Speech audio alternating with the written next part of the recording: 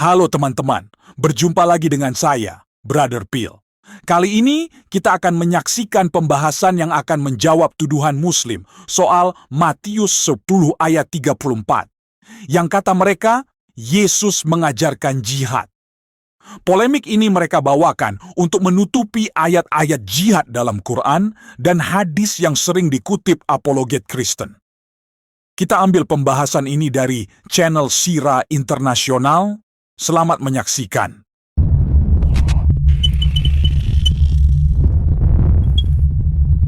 Halo teman-teman Brother Peels, selamat datang kembali. Hari ini kita mau melakukan semacam investigasi mendalam gitu ya, ke salah satu ayat yang mungkin paling sering jadi tersangka. Di Alkitab, Matius 10 ayat 34. Ayat yang itu ya. Iya, Anda pasti pernah dengar kan? Jangan kamu menyangka bahwa aku datang untuk membawa damai di atas bumi. Aku datang bukan untuk membawa damai, melainkan pedang. Wah, kedengarannya emang kayak sebuah pengakuan ya. Betul. Seolah-olah Yesus yang kita kenal sebagai Raja Damai, malah datang bawa senjata.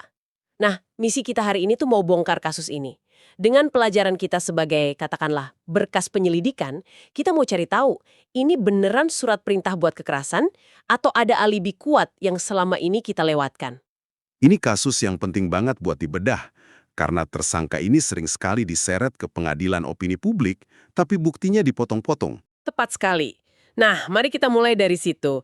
Kenapa ya ayat spesifik ini kok populer banget buat dikutip? Terutama sama mereka yang mungkin mau mengkritik. Rasanya kayak kartu truf yang selalu dikeluarin buat bilang, nah kan Alkitab juga dukung kekerasan.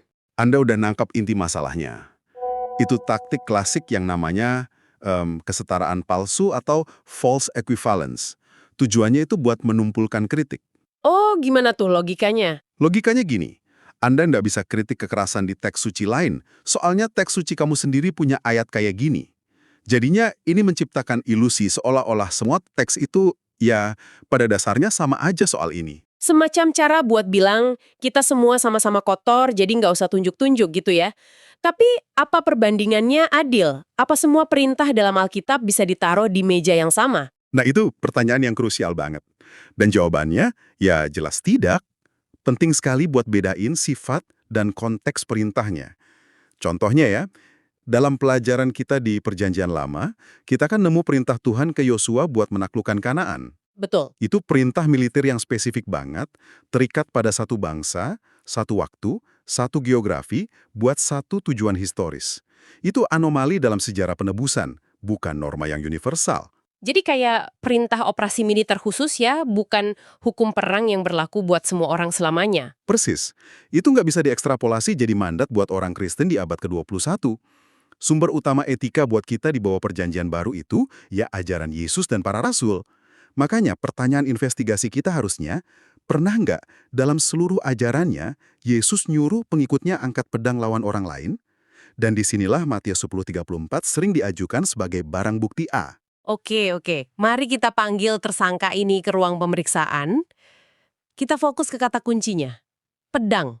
Waktu Yesus ngomong kata itu, apa sih yang sebenarnya ada di pikirannya?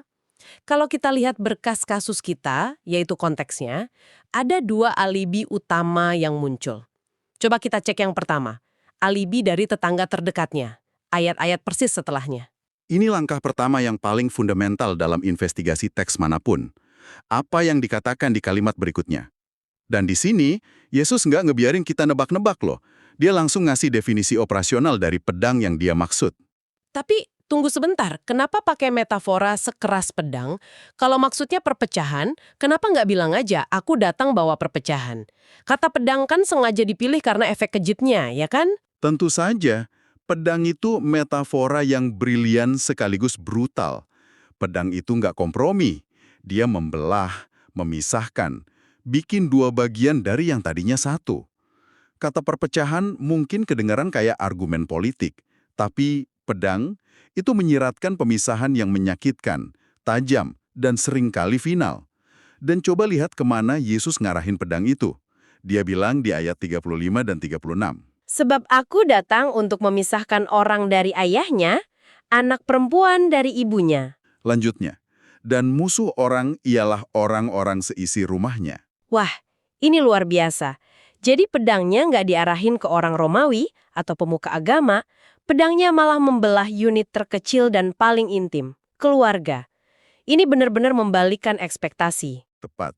Pesannya adalah loyalitas kepadanya itu akan menciptakan garis pemisah yang begitu fundamental, sampai ikatan darah pun nggak bisa menjembataninya. Seseorang harus memilih, dan pilihan itu, kata Yesus, bakal terasa setajam sabetan pedang di dalam rumah sendiri. Jadi ini bukan perang di luar, tapi perang ideologis di meja makan. Apa penulis Injil lain juga melihatnya begitu? Atau ini cuma interpretasi Matius aja? Soalnya kalau saksinya cuma satu, kasusnya bisa lemah. Pertanyaan bagus. Kita punya saksi lain yang menguatkan alibi ini. Dicatatkan paralel Injil Lukas, pasal 12 ayat 51, Lukas sepertinya mau memastikan gak ada yang salah paham. Di sana, Yesus berkata, "Kamu menyangka aku datang bawa damai. Bukan, kataku, bukan damai, melainkan perpecahan." Oh, dia pakai kata yang lebih lugas ya? Betul. Lukas mengganti metafora pedang dengan kata literalnya, diamerismos dalam bahasa Yunani, yang artinya ya perpecahan. Jadi, kesaksian dari dua penulis Injil ini konsisten banget. Pedang ini simbol perpecahan sosial dan keluarga yang radikal. Oke, alibi pertama ini kuat banget. Pedang adalah metafora. Tapi coba kita main jadi jaksa penuntut sebentar. Anggap argumen ini ditolak. Enggak, kami yakin Yesus ngomongin pedang beneran. Kalau kita terpaksa menafsirkan ini sebagai kekerasan fisik, apa konteksnya mendukung ide bahwa orang Kristen yang harus menggunakannya? Ini membawa kita ke alibi kedua, konteks seluruh TKP, yaitu Matius pasal 10. Nah, ini lapisan investigasi kedua yang sama pentingnya. Dan disinilah kasus si penuntut benar-benar runtuh. Kalau kita baca seluruh pasal 10, narasi yang muncul itu 180 derajat kebalikannya dari panggilan kekerasan.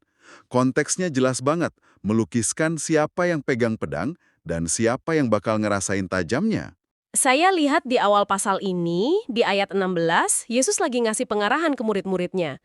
Dan dia pakai analogi yang aneh ya. Sangat aneh dan sangat penting. Dia bilang, "Lihat, aku mengutus kamu seperti domba ke tengah-tengah serigala." Coba kita berhenti sebentar dan pikirkan gambaran itu. Domba di tengah serigala.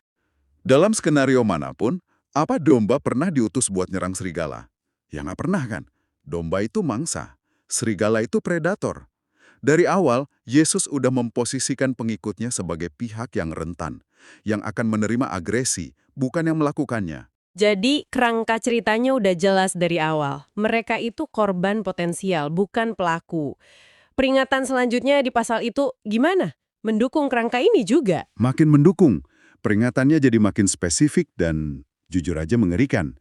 Ayat 17 dan 18, dia bilang mereka bakal diseret ke pengadilan, disesah, digiring ke hadapan penguasa. Jelaskan, mereka bukan pihak yang pegang cambuk atau palu hakim. Lalu kembali ke tema keluarga yang terbelah tadi. Tapi kali ini kayaknya bukan cuma perpecahan ideologis ya. Benar, di ayat 21 taruhannya naik. Orang akan menyerahkan saudaranya untuk dibunuh. Anak-anak akan memberontak terhadap orang tuanya dan akan membunuh mereka. Ini gambaran penganiayaan paling brutal, di mana pengikutnya adalah korban. Terus di ayat 22, kesimpulan yang suram. Dan kamu akan dibenci oleh semua orang, oleh karena namaku. Di sini dia bilang sekarang ambil pedangmu dan lawan. Justru sebaliknya, instruksinya itu antitesis dari perlawanan.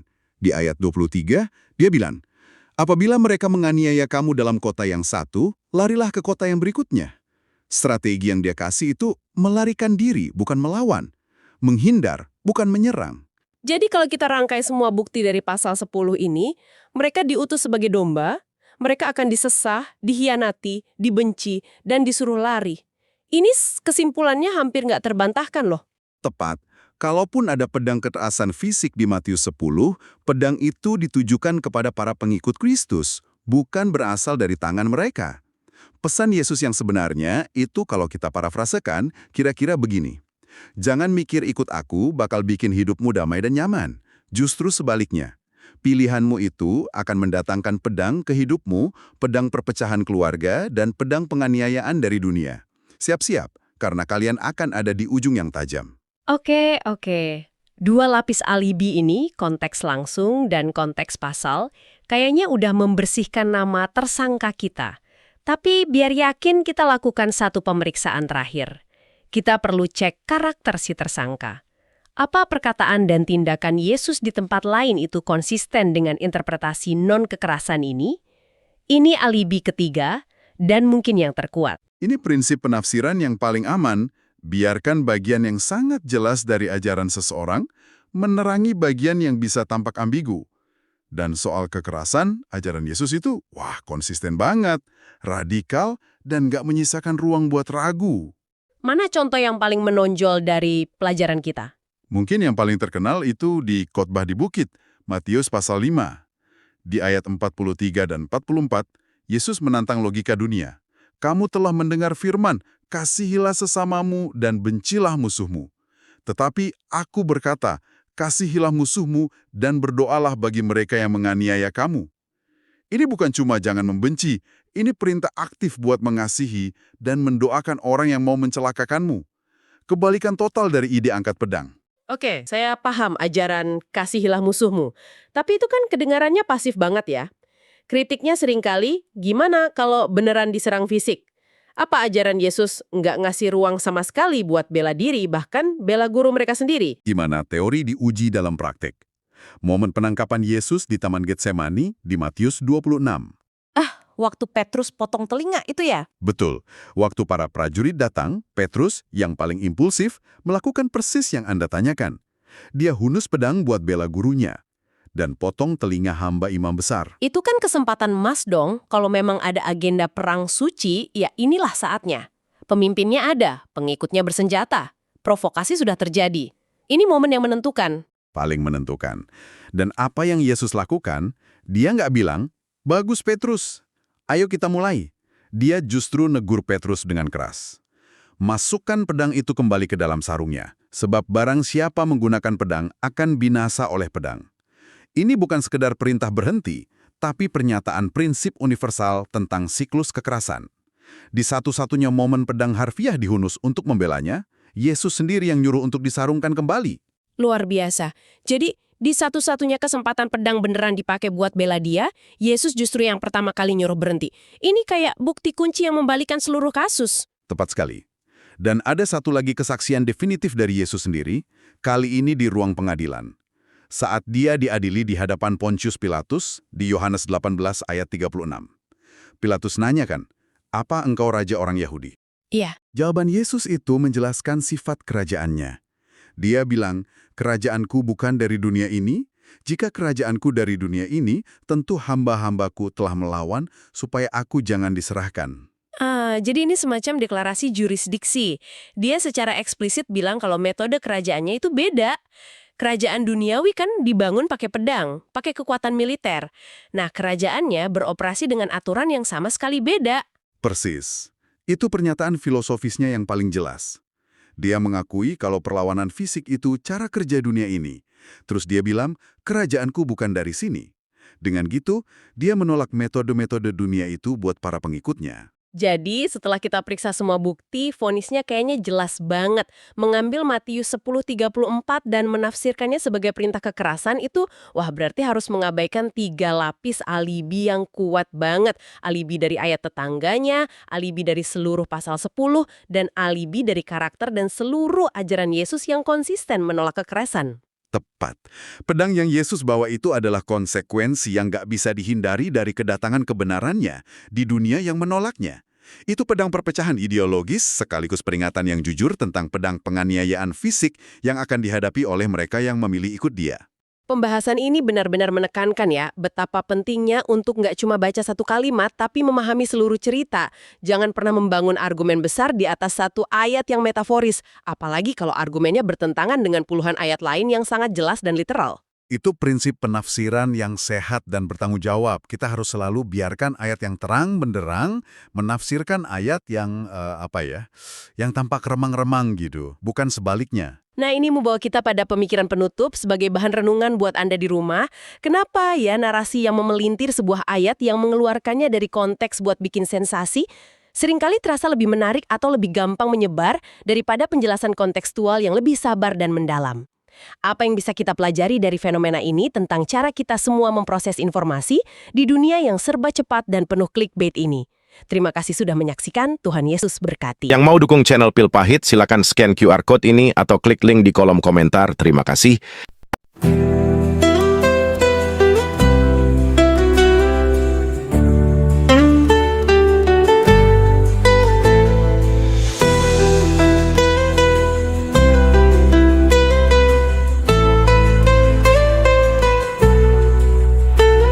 Kasihani aku Tuhan menurut kasih setiamu, bergumul aku dengan dosa, hapus pelanggaranku menurut rahmatmu. Terhadap Engkau sajalah aku telah berdosa, ya Tuhan, bukalah bibirku supaya mulutku memberitakan puji-pujian kepadamu.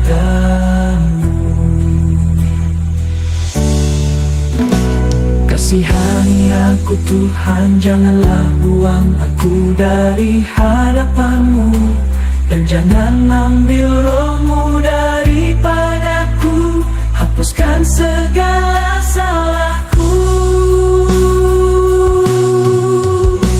Aku telah berdosa, ya Tuhan, bukalah bibirku supaya mulutku memberitakan puji-pujian kepadamu.